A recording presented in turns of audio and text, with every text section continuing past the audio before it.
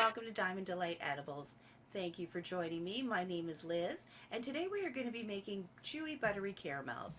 Now this is a great recipe because the recipe calls for 1 cup of butter. So it's wonderful because you can use different amounts of cannabis butter depending on how strong you want to make it. So for myself today, I'm going to be using a 1/4 cup. However, you can go 1/2 cup, 3/4 of a cup of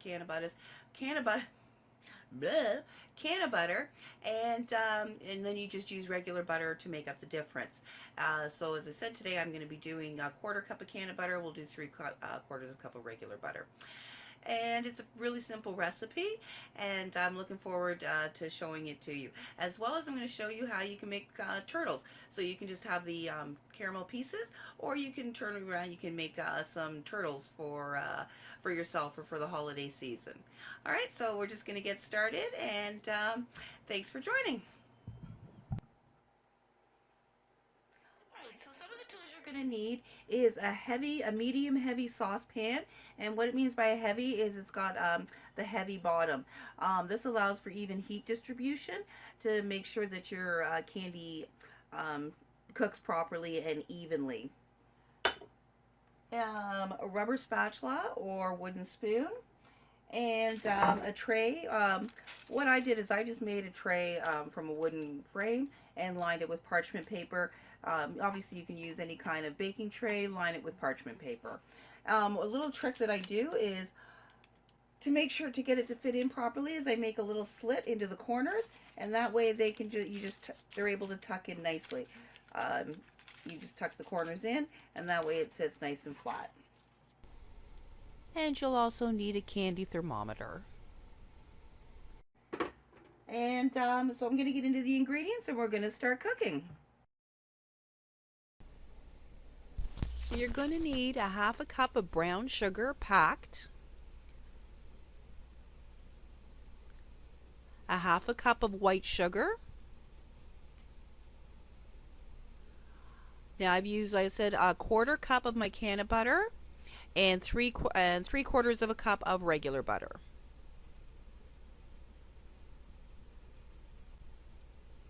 Make sure you get it all in there. Don't want to waste any. And you're going to need 1 can of condensed sweetened milk, not the regular milk, not the regular evaporated milk. It has to be the sweetened condensed milk.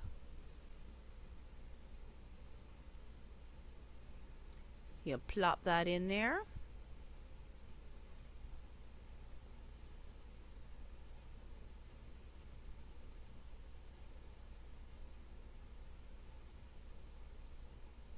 And 1 cup of light corn syrup. Now you should be able to use the regular corn syrup. I've never actually tried it with it. I prefer the light corn syrup mainly for taste. I don't really like the molasses taste in regular corn syrup. But in this recipe I can't really see what difference it's going to make other than making it a bit darker. As I said, I haven't tried it, so I'm not sure. So you want to just start to get all the ingredients mixed together here. Now it's very important with doing this recipe is once you start cooking is that you never stop stirring. You can't stop stirring for even just a minute or just even a couple of seconds, because it will start to burn, and you'll start to see little brown flecks appearing in it. So you said the whole time you've got to stir, so you're going to be doing about a 1/2 hour of stirring time.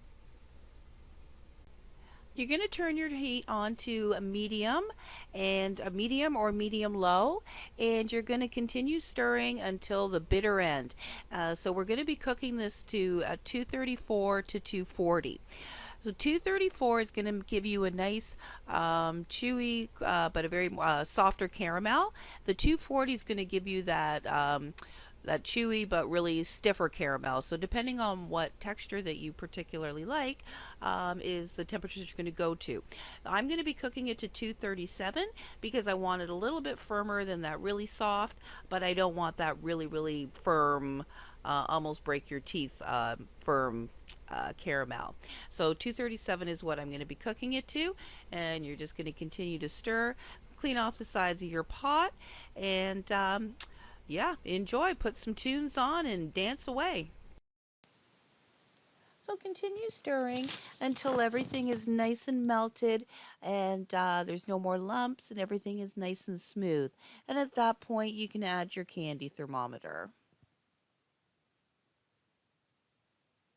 And then I said you're going to cook it to between 234 Fahrenheit to 240, and don't ever stop stirring.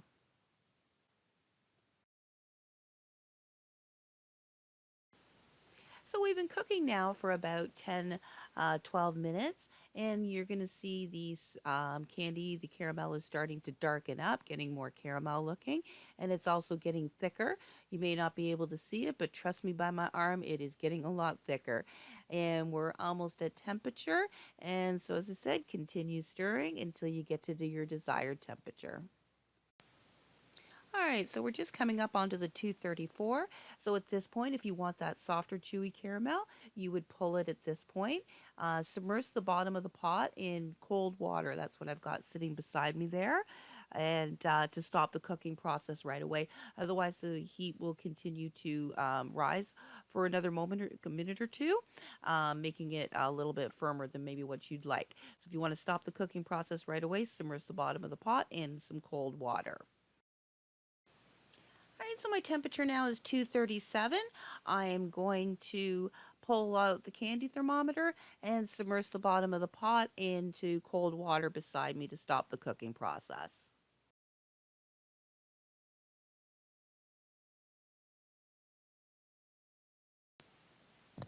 So as I said, you just want to stop, put it in the cold water to stop the cooking process, and then you're going to immediately pour it into your pan that you've set up with your parchment paper earlier.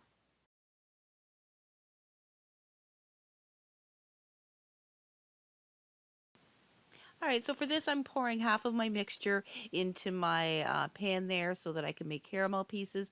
And then I'm going to be pouring the rest into a funnel so that we can make the pecan clusters or turtles, whatever you like to call them. And I'll show you how to put those together.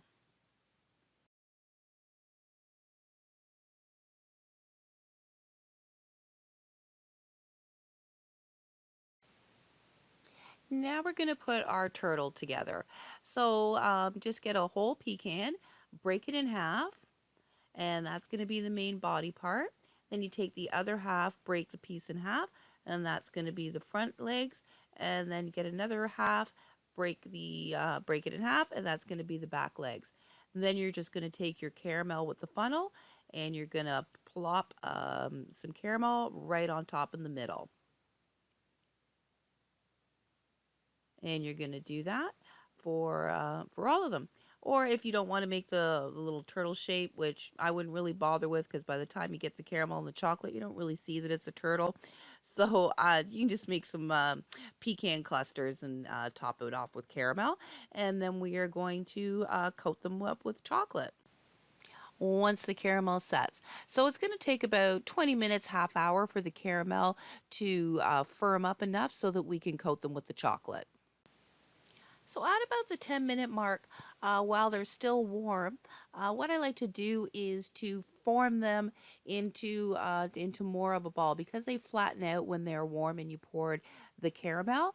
They're kind of flat. So what I like to do is kind of push them together so that it creates more of a shape of that you want, more of a cluster instead of it just being flat. So I've gone ahead and I've already melted up my chocolate. Got that ready. I like to use the candy melts. They're really simple to use, and I just call them pretty much idiot proof. You melt them, you dip them, they dry. It's great.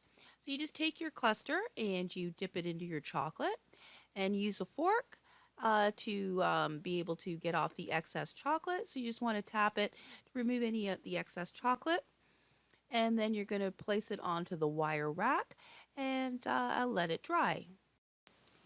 And what you want to do is to put a piece of parchment paper underneath your drying rack to catch any of the excess chocolate that drips off, so it's not dripping onto your counters.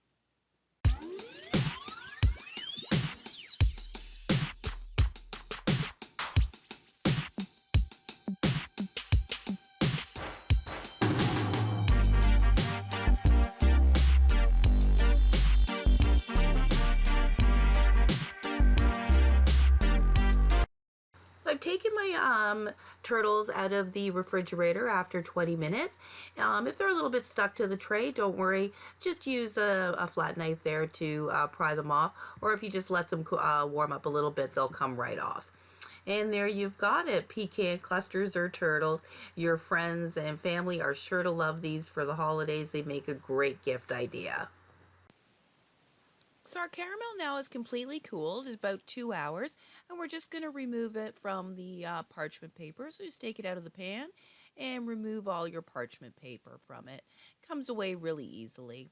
And just remove any little tiny pieces that may be remaining. Now I had a little wet spot for some reason in my mold, so I'm just going to cut that out. And what I like to use for cutting is I like to use a pizza cutter. You can use either scissors or a butcher knife is really handy as well. Now usually I use a ruler, but I couldn't find it today, so I'm just gonna eyeball it for us here. It's not going to be very accurate, but it's going to give you the idea. And I'm using a piece of parchment here just to be able to hold on to the caramel while I'm cutting it, because otherwise it's slippery and I don't want my handprints all in it.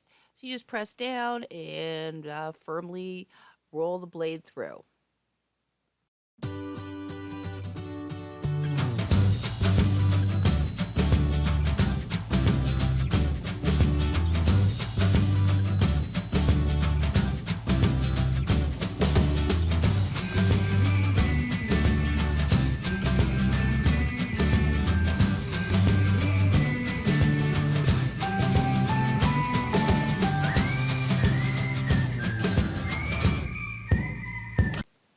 Once you have them all cut up into pieces, you can wrap them up in parchment paper or wax paper.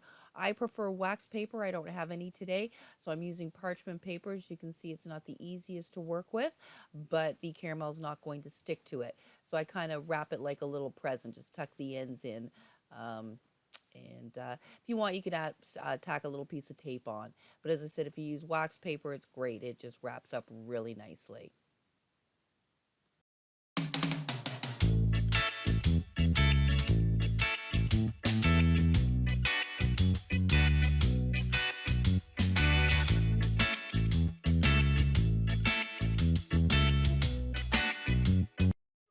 So that's my tutorial for Cannabutter chewy caramels and for making turtles. I hope you enjoyed it.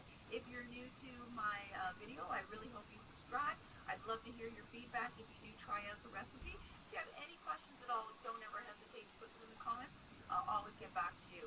And I'm trying to remember anything else. I do want to thank all of my subscribers so far. That really means a lot to me. I really appreciate it. So there's always going to be more recipes to come. And I hope you stay tuned and have a great day.